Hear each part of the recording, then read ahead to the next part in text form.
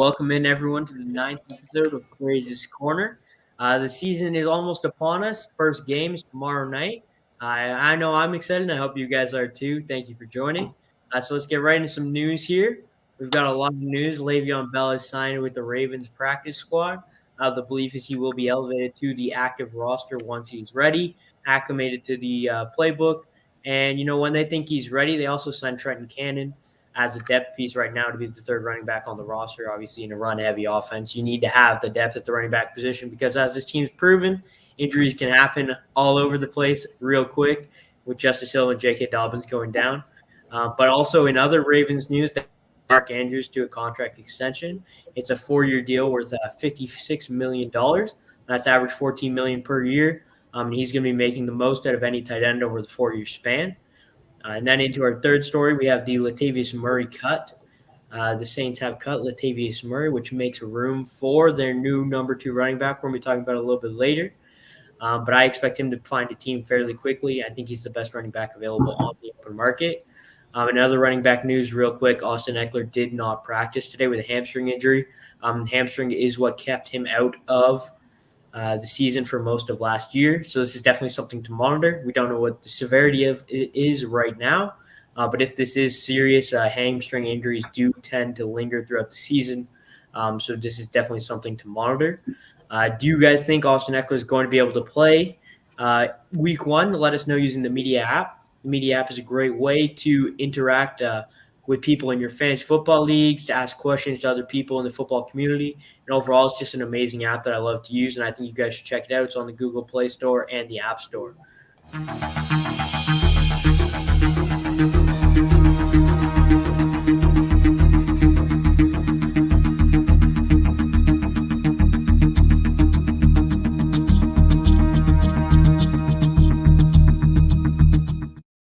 And now let's welcome in our guests for today's show. We have Will and Jeff with us again. Thanks for joining, guys. Hey, man. Good seeing you, Zach. Yeah, you too. And so let's talk about this discussion we have here. We were talking about players who we think are going to be high on the waiver wires next Wednesday because everyone's going to be wondering should I pick someone up now before this week's over so I can get that ahead of the game. These are some guys that we think that you should pick up now because they're going to be hot commodities next week. Everyone we picked is under 50% in various apps, whether it's ESPN or Sleeper. But let's start right off with my guy, Tony Jones, the New Orleans Saints backup running back. We saw them cut Latavius Murray to save some cap space, which leads me to believe that they fully believe in Tony Jones. Everything we've seen from Sean Payton before when they had Latavius Murray and Alvin Kamara is that Kamara will play a majority of the downs, but that's like a 65% of the time. So that other 35% of the time is going to have to be a guy in there. It was Latavius Murray, but now that he's gone, I think it's going to be Tony Jones. And Latavius Murray was able to plug and play throughout a variety of last season when you needed a running back. So I think Tony Jones is going to see some more targets and some more touches than people are expecting him to this week. And I think that's going to lead to him being a high commodity on the waiver wire next week.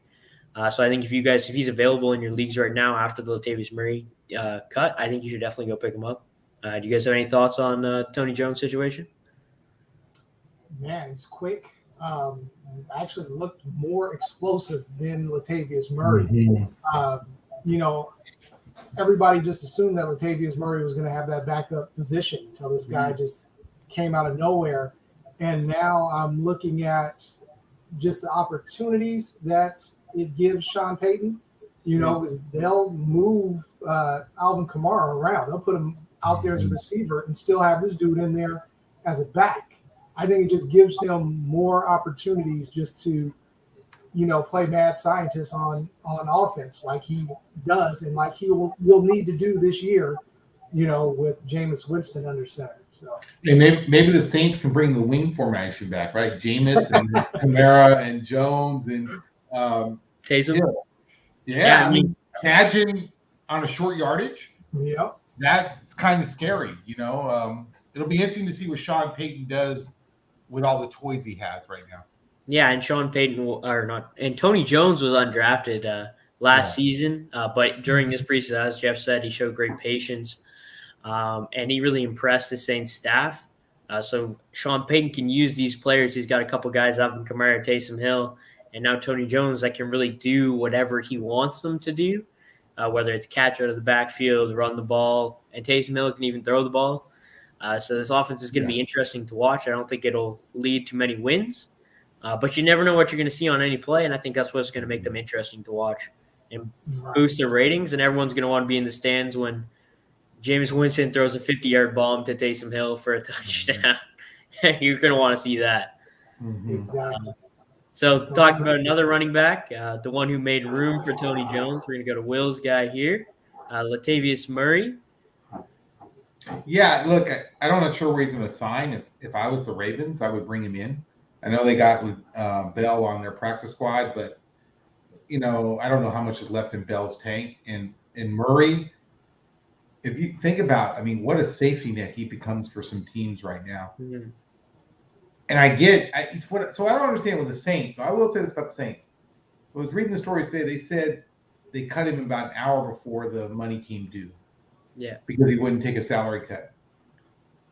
So I guess it was a last-minute discussion in the GM and Peyton about that, because I think they could have traded Murray. It was only 2.8 million. There's a bunch of teams, I think, who would have easily gave up 2.8 million, would have absorbed that 2.8 million and gave up a 5th-round pick for Latavius Murray. Yeah, I think it had to do with the Bradley Roby deal where they brought in Bradley Roby from the Texans. Exactly. So they need to make room for the salary. I think that's what they were doing. And they kind of, at that point, they had to make the decision where we got to get rid of him. And I don't think they had time to look for it. I think the Bradley Roby deal was kind of the last-minute aspect of that. So if Latavius is available in your league and you have a spot, he's not a bad running back to stash right now and just see where he shakes out, right? Because look, the Chargers have an issue. Kansas City's not clear yet either. Truth be told, what are they? Both their running backs, lingering injuries. Minnesota, no one's really talking about it, but Madison got hurt in that final preseason game and he hasn't practiced. So there's no depth behind Dalvin Cook. And remember, Latavius played for the Vikings. So, and for $2 million, 1.5 million, shoot, I'm even looking at the deal right now. I'm like, to me, he would be an upgrade over Kalen Balazs. Right now, McFarland out. They've got Snell, then they've got Balazs, and that's it. They got rid of Jalen Samuels too, or put him on the practice squad. So, imagine the Rams. What's that? If you were the Rams, I would sign Latavius Murray. Yeah. Add him to the Sonny Michel, Darrell Henderson, have a trio. Yeah, why not? Decent running backs. It's better than a duo of decent running backs. Look, if I was Green Bay, I would sign him. I don't know if I was Green Bay because I got Killian Hill, AJ Dillon, so I'd maybe stay out of there. But I do like the Rams, especially being in a division where the 49ers have proven you can have a really good run game with mediocre backs if you just switch them all out all the time. But I think LA is definitely a situation to monitor for the Chargers as well.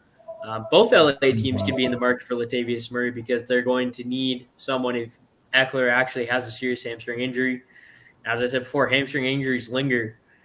So they have a couple guys in their backfield right now, but I'm not super excited about either of them. I think there's a couple other situations. Maybe the Texans bring in another veteran running back just because they want seen them do crazy stuff like that previously. Yeah, corner the market on running backs, on old running backs. Old rundown running backs. But as you said, there's a bunch of teams where he's going to be an upgrade, especially at the backup running back position. You can't get much better than Latavius Murray, and he was productive in the Saints offense. I saw a lot of people that dropped Latavius Murray, and that's not really what I would be doing if I had Latavius Murray. I'd be stashing him for now, wait and see where he signs because he's going to sign. And after that, you can make your decision. If he goes to a team with great running backs, you drop him and pick someone else up. But if he goes to a team that's running back needy, I feel like he's a good fit.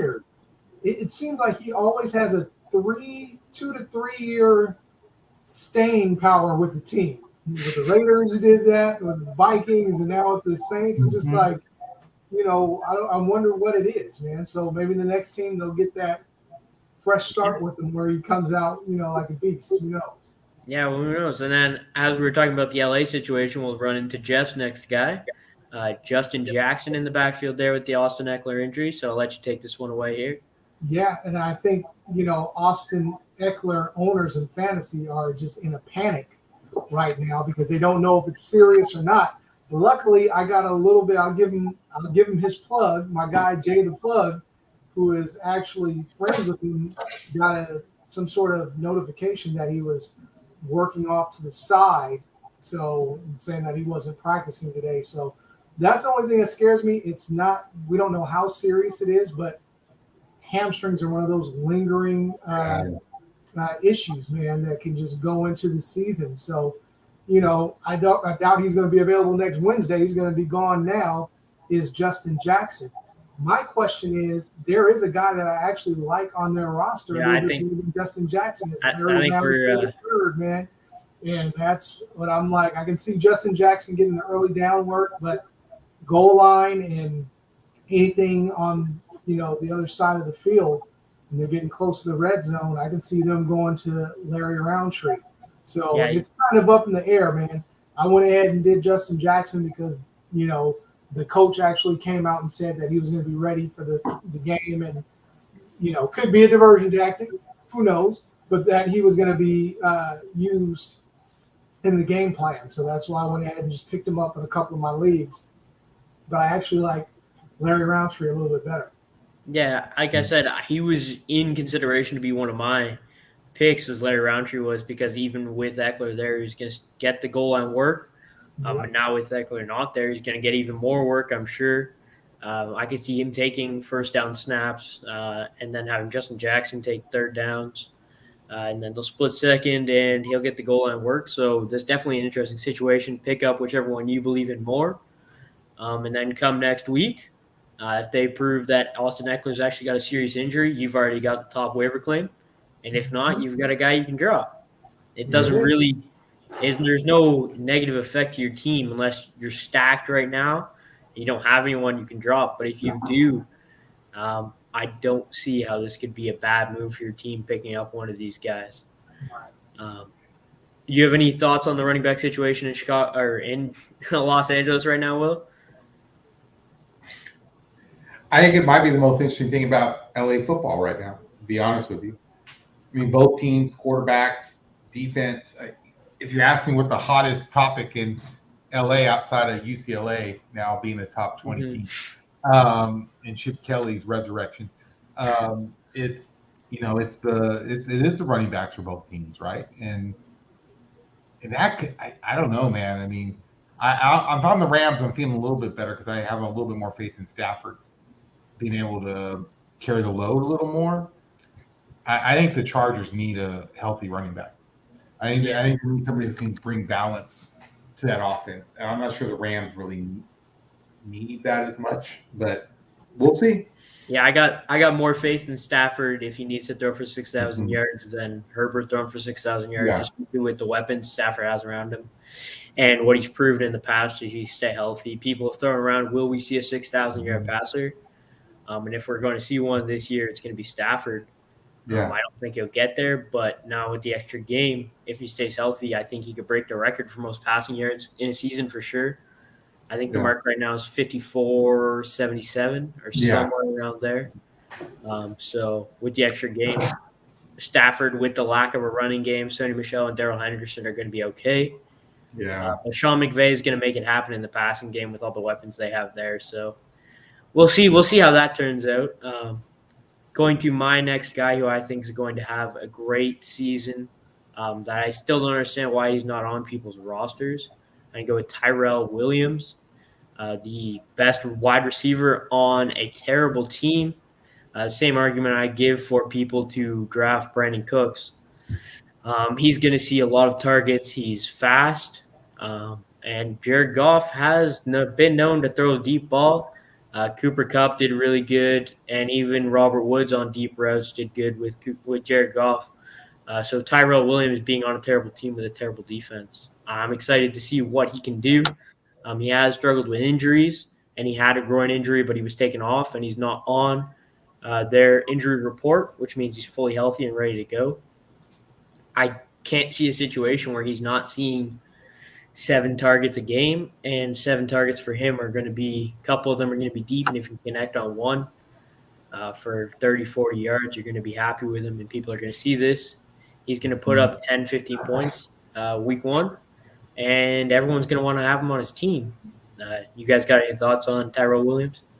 I sure do, because he's on all of my fantasy roster. All of them. And I look at it before the injuries. You know, he had a pretty decent season as a no name with the Chargers.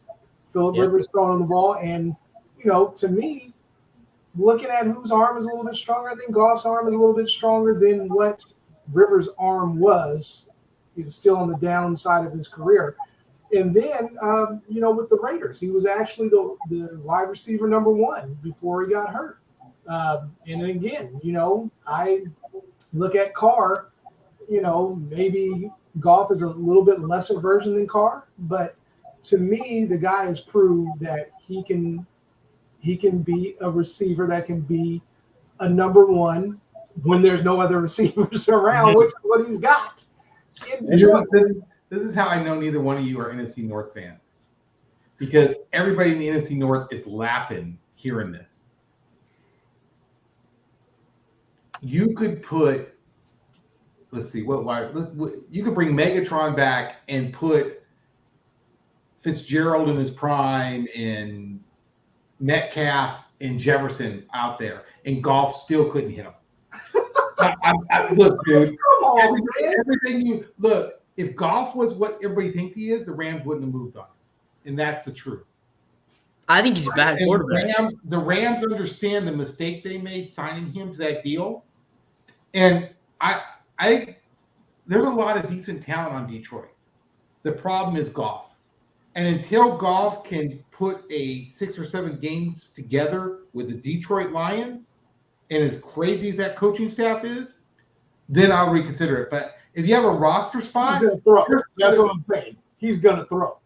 He's going to throw. He's going to throw to somebody. And I think look, he may have more interceptions than touchdowns. I don't care. They're going to be targeting Tyrell Williams. The Lions' defense is terrible. Their secondary is not good. They don't have great linebackers, and their defensive line is going to lack outside of Aquara. They're going to lack a pass rush. They're going to be letting up 35 points per game. They'll be at the end of the first quarter. They'll be down double digits, and for the rest of the game, Jared Goff is going to be allowed to just throw the ball. And if he connects on Tyrell Williams 2 or 3 times, and I'm betting that that's Goff 10 points. I bet Goff will have a greater completion percentage with the other team's defensive backs than he will with his own wide receivers. Let me go ahead and say this. Let me say this. By no means am I saying that Goff is a great quarterback, but he is a decent quarterback. The thing is, I'm looking at Sean McVay just ran this dude through the dirt. He is like, I can do what I want to do. Have you seen Detroit's coaching staff? I have, but I'm going off of before. If you remember, Super Bowl year, the year before that, Goff was on his way up to being one of the young elite quarterbacks in the league. This last season was not his best at all. Sean McVay had an opportunity to get Matthew Stafford, and that just made his mind explode. This year is going to be more of an indictment on McVay than it is on Goff. He's in that same hot seat as Belichick right now. If for some reason I agree with you there. The Rams don't do anything, they're going to be on his butt. The problem is, look, this is the problem for the Lions, is their offensive line is suspect. I can't pronounce the young man's name from Oregon, the tackle, who did not have a good training camp. How bad of a franchise do you have to be that you take the most perfect left tackle to come out in the draft in the last 10 years, and you've already destroyed him through 3 preseason games? I mean, seriously, guys, I was shocked to read that story last week, how concerned they are about his development at left tackle. If he's a bust and they have nobody else at left tackle, what do you think Daniel Hunter in Green Bay and Mack out of Chicago are going to do to Jared Goff. They're going to eat him for lunch. The rest of their line is the strong point of their team, though. Look, I get it. AFC East, I get NFC West. I'm telling y'all, anybody in the NFC North knows the Lions are who they are. And until they have I believe you there. The Lions. And so I'm just saying, so we're talking about I'm not saying Williams isn't a good wide receiver. I'm saying if you have one slot on your roster to pick up this week, I'm not sure I'm picking anybody up from Detroit. I always go number ones. Yeah, the number one wide receiver on a team that's going to be throwing the ball. Brandon Cook is 70. A better pickup. Brandon Cook's a better pickup. Well, Brandon Cooks is getting drafted in the 9th round. Tyrell Williams is on your waiver wire. There's a discrepancy there. Obviously, I love Brandon Cooks, but the Lions don't have a trash offensive line. They have Taylor Decker, who's a great tackle. They have Frank Ragnow, who's arguably one of the best centers in the league, and they have Vaitai, who's not amazing, but that's the best part of their team. So even if Sewell's not great, they're still going to have a decent offensive line. And their running game, Swift's been hurt. No one's really excited about Jamal Williams. We know what he was in Green Bay. And as I said, their defense sucks so much that they're going to be throwing the ball 60, 70% of the time. And someone's going to have to be scoring those points, or not even points. Someone's going to have to be catching the balls. And because we know Jared Goff's not just going to complete no passes. He supported 3 years in a row. Robert Woods was a wide receiver 11, 14, and 13. And one of those years, Cooper Kupp was also the wide receiver 6. And that was Jared Goff throwing them the ball. Sure, it's in a different system, but that's still Jared Goff. He was able to get them the ball. You can't compare those Ram teams to Detroit. No, because Detroit's going to be throwing the ball. They had a defense. Right, no, but they had a defense. Yeah. And they had multiple weapons of offense. And that's not who the Lions are. No, but what I'm saying is Jared Goff isn't great, but he's not terrible. He's probably 20-25 range for overall for quarterbacks. Hey, which is going to be good enough to support a wide receiver that's going to finish in the top 30. Yeah, you guys were talking about Brandon Cooks. There's an argument there who's better between the quarterbacks that are going to be throwing to them, because I'm not sure about Tyrod Taylor throwing the ball to Brandon Cooks. I think I might rather have Jared Goff throwing the ball. And we know that line is suspect in Houston for sure. So I think Tyrod Taylor's going to be doing a lot more running than throwing. I'm going to leave that alone. I'm just saying, as an NFC North fan. That looked like he had something to say about that one. I mean, the Texans, like, we're talking about these teams that are terrible, but neither of their offensive lines are actually garbage, because the Texans still have Laramie Tunsil. They brought in Marcus Cannon as well, and they still have Titus Howard. So they don't have a terrible offensive line either. As we're pointing out, the two of the worst teams in the league actually probably have top 20 offensive lines, which is rare to see that these teams have committed money to their offensive lines, which normally good teams do. And these two teams have managed to commit the money to their offensive lines and still be terrible because they can't put anything around them. And while we're on the topic of the Houston Texans here, there you go. I'm not going to transition quite yet, but while we're on topic of the Houston Texans here, they managed to be the 4th oldest team in the NFL, despite being in complete rebuild mode. And I'm not sure how you can manage to do that, because what has to be going on? You brought in your new GM, and he's just signed veterans that are average. They're not going to win you any games. He's really just capped off this team's ceiling, and he's made them a 3-win team max. Like, I just wanted to talk about that for a second, because we've seen teams rebuild, and to successfully rebuild, you have to get younger before you get older. Once again, they're trying that Patriot way in a place where it's not going to work. That's the whole thing. Not even close. I think Houston might be a 5-win team, to be honest with you. I can't see them winning 5 games. I think there's enough talent and savvy there to get 4 or 5 games.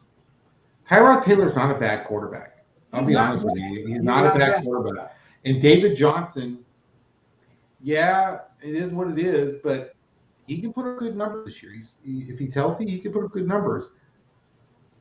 We'll But find he's out only on their third Sunday. down back. Yes. He's only playing on third downs. But It's it's the gonna be same. Philip It's the same Lindsay and Mark argument. Ingram. It's the same argument with the Lions. If they're throwing the ball all the time, Johnson's not a third down back. He's a second, third down back. He might be a first, second, and third down back. Yeah, until he if gets they're, hurt. if they're throwing the ball. But So see, this is what's going to be interesting on Sunday because David Culley said they're building that team to run.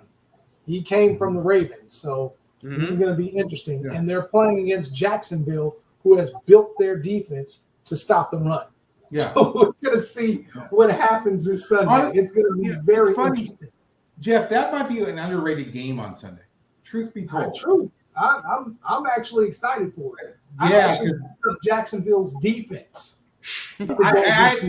one of my leagues has individual defensive players. I put Miles Jack on my team because I think Miles Jack might have freaking 10 tackles in that game. Yep. Yeah, for sure. And like you said, the Jacksonville's meant to go up against a run team, and by halftime, the Texans are going to be down, and they're going to be throwing the ball to Brandon Cooks Yeah, for the entirety of the second half because they have Danny Amendola now that they just brought in another old veteran player who doesn't have a ceiling.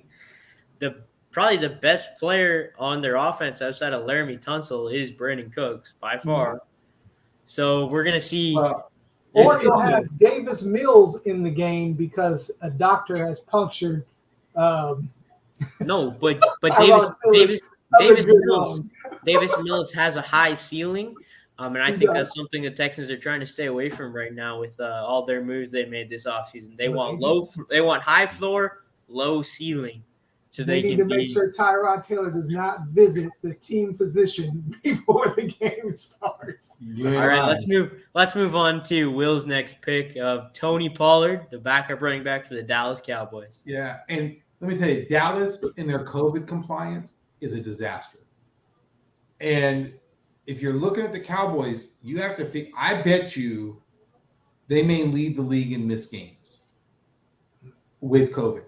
How are you rolling into Thursday night and having the chaos that they're having right now?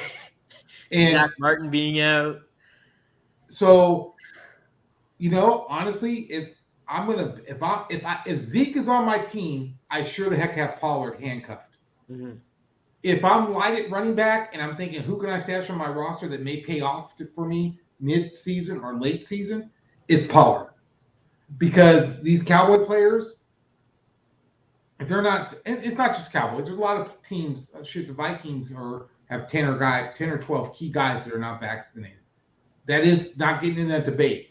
But when you start looking at fantasy and how you got to stack your roster, I think the Cowboys, what's happened to the Cowboys this week, should make everybody really think and look.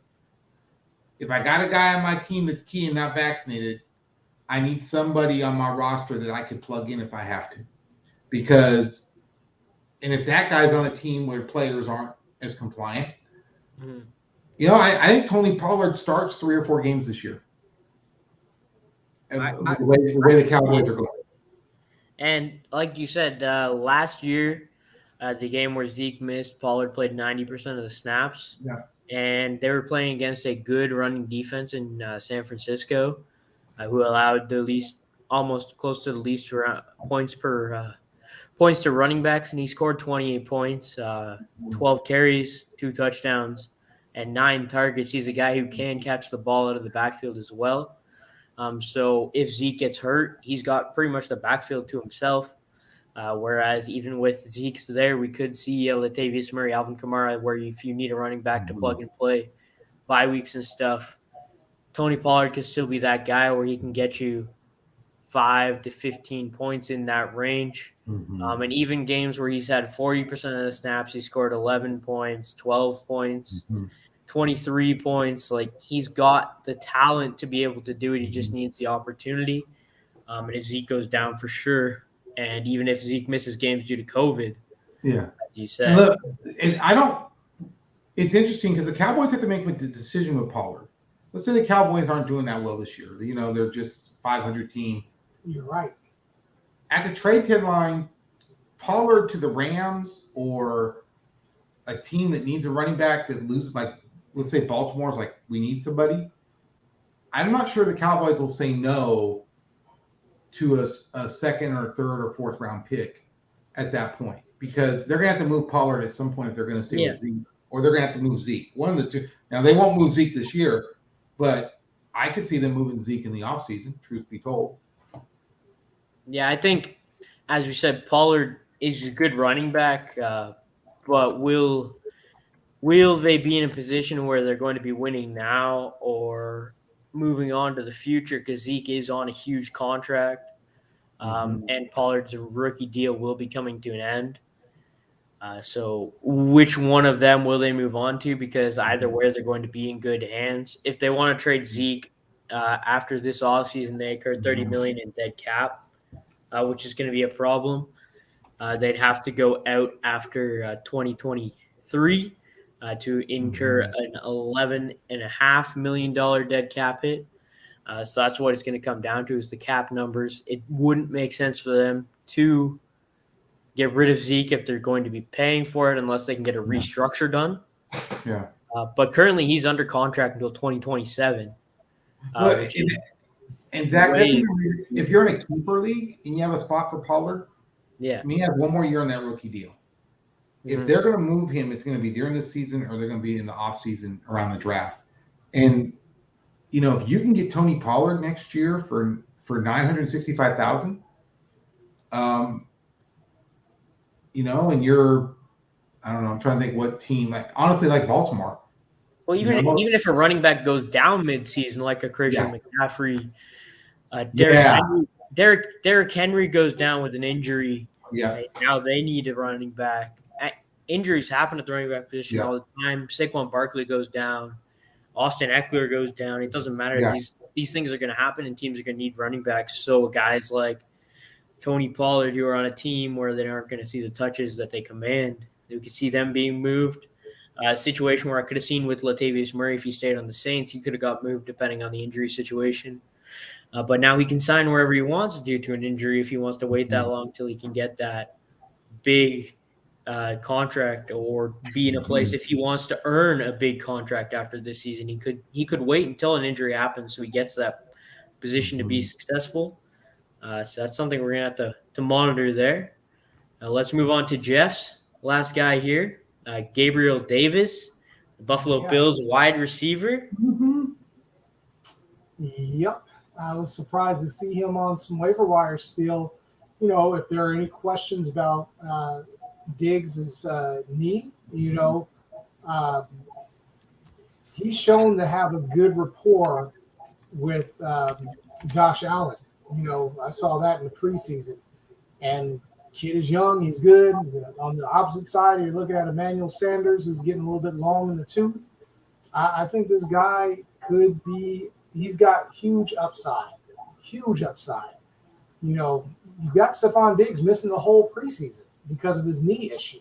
So we don't know if it's 100%. We don't know where he's at. But we do know that Josh Allen is a guy that's going to throw the ball. They basically don't have a real running game in Buffalo at all. So Josh Allen's going to throw the ball. And it's going to go to Gabriel Davis, I believe. And even if Diggs is facing double teams and things, this kid, man, he's a player.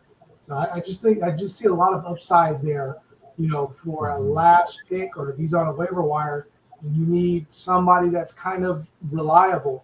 I'm looking at guys picking up like Terrace Marshall Jr. and a couple other rookies, Rondale Moore with the Cardinals, and I'm just kind of like, this dude is proven in the league already. I like Terrace Marshall Jr., but even Elijah Moore with the Jets, you got these guys, and they've got like a pretty crowded wide receiver core with the Jets. But I'm just like, this guy is going to get some targets. He's getting more and more trust from Josh Allen. He's just got more upside to me. Yeah, I think he's got the upside there, but the upside is limited with Stephon Diggs still being there. Cole Beasley is still going to get his 10 targets a game, which takes away from some of the upside and the targets that he could be seeing.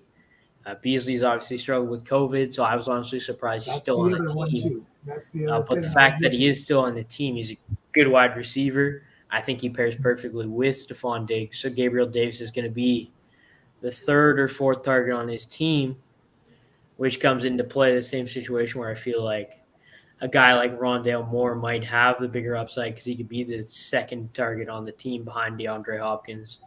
If Possibly. Yeah, possibly. That's what I'm saying. We're talking about upside here. So I think Rondale Moore's upside is higher than Gabriel Davis's upside because I don't think season long, unless an injury to Stephon Diggs happens, he could be the wide receiver 2 on that team.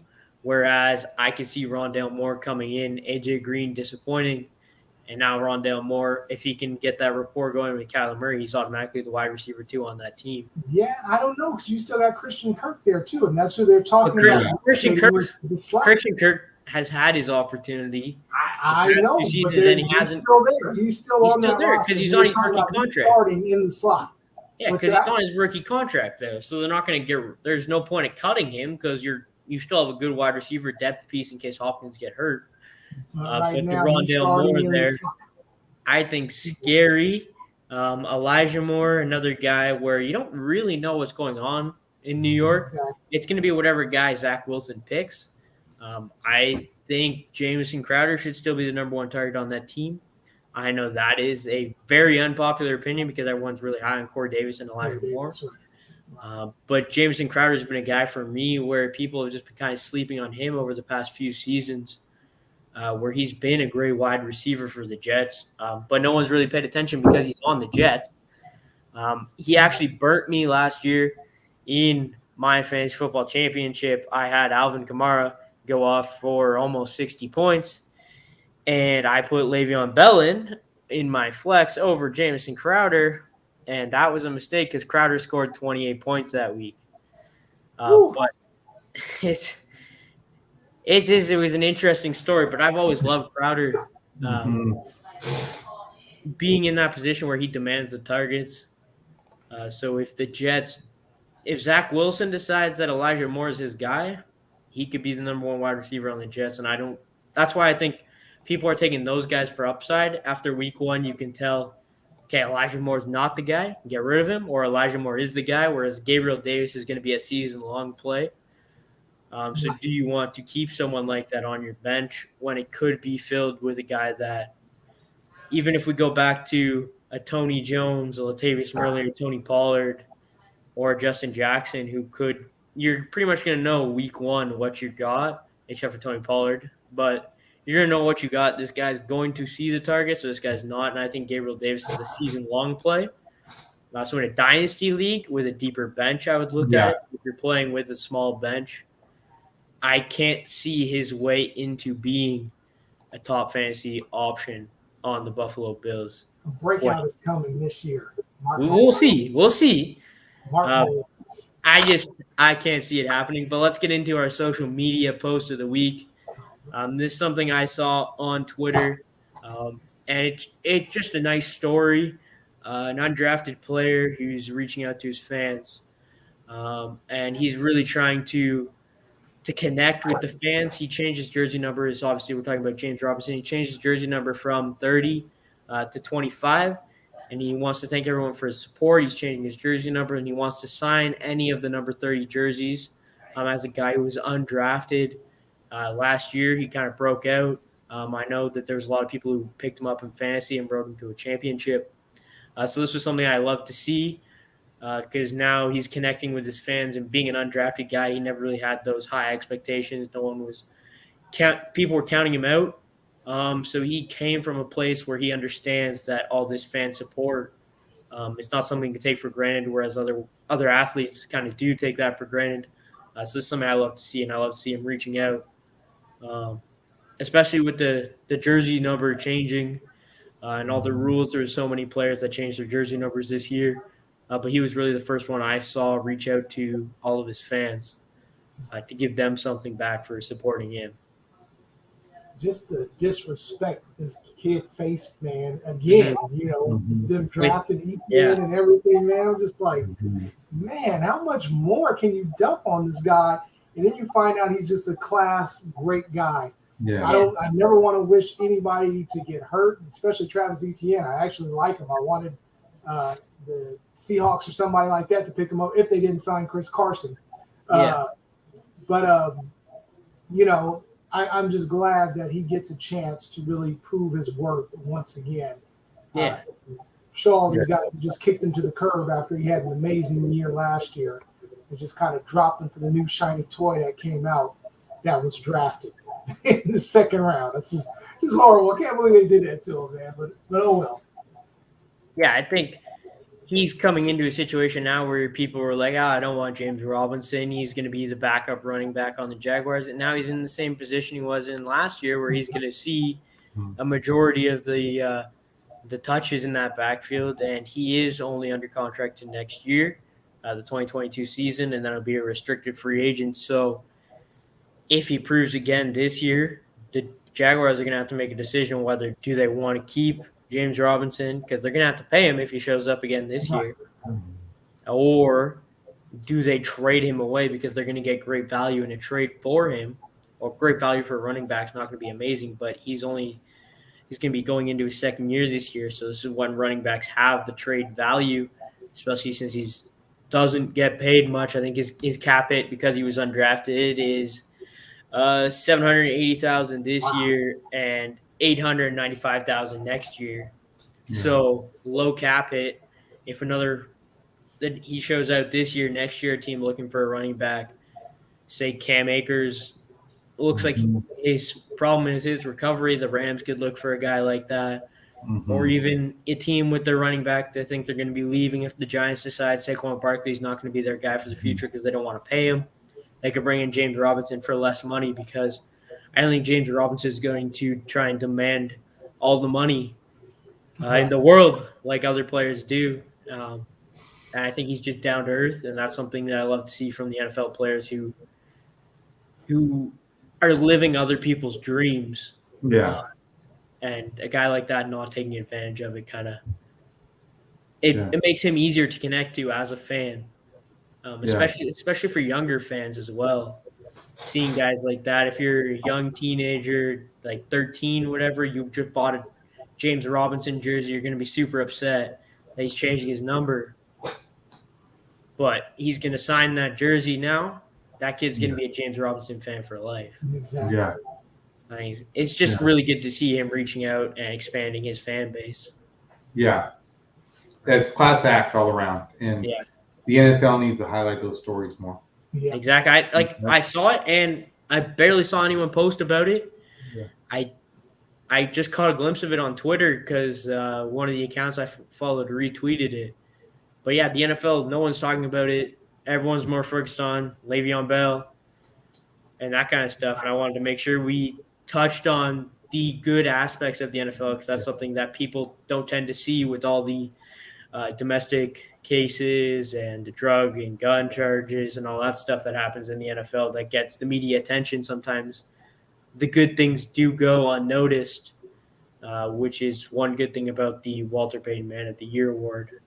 Well, maybe if he sees this, never know, he will use the media app to share with people that he was doing that because it is like you guys said, it's a great story and he's a class act. And Jacksonville's lucky to have him. The community's lucky to have him there. Yeah. And honestly, if he becomes a free agent or tradable, any team should be looking for him because that's the type of players you want to build around your team because that's the guy that's good in the locker room, good in the community, helps you sell tickets, makes fans want to support the team. You know, even if he's going to be splitting carries with someone. Yeah, I kind of think of him.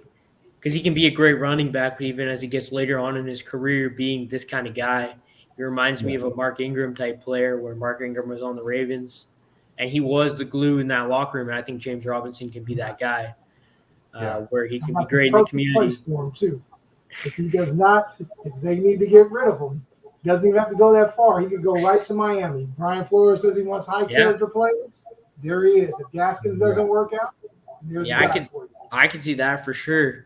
I'd love to see him in Miami and be the guy. I think that'd be ideal for James Robinson to go to Atlanta. He wouldn't. After Mike Davis goes, great pickup for Atlanta. To be honest with you. Yeah, they'll finish bottom 10 again this year. They'll draft a quarterback this year. If they can pair James Robinson, a rookie quarterback, and Kyle Pitts with Calvin Ridley already on that team. Yeah. That's true. That's another offense for the ages, like Yeah. the Matt Ryan, Julio Jones for Yeah.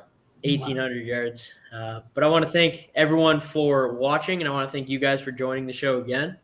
And football starts tomorrow. I'm super excited. I know you guys are as well. And we'll be back next week with another show, and we will have some football to actually talk about for once. Go Panthers! Hey, Zach, before we go, real quick. So, what's everybody's game for this weekend? What are they watching? What's the game? One game they want to see this weekend? I'm watching the Panthers and the Jets game. I want to see Zach Wilson. I want to see Sam Darnold. There's so much going on between those two organizations. You got Robbie Anderson going back home. Sam Darnold's going back home. The Jets have a completely new team. Exactly. And I'm a Panthers fan, so that works out well too. But I'll come up with another one, and I'll let you guys go around and say which one you're going to watch here. 2 games. My Hawks. Go Hawks versus the Colts. I think it's going to be a good test for them. Yeah. And then Steelers versus the Bills. That's going to be the clash of the Titans right there. Mm-hmm. Vikings, Bengals. Yeah. You guys get to play the hell kids. I had someone in my comment section today saying how the Bengals are definitely going to beat the Vikings. Look, I think people better be careful about the Bengals. It's one of those teams that can go either way.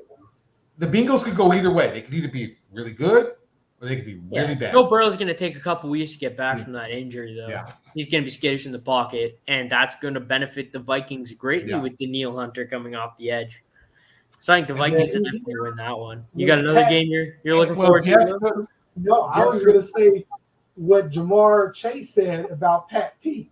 He said, I was like, oh, okay. There's some good storylines for that game.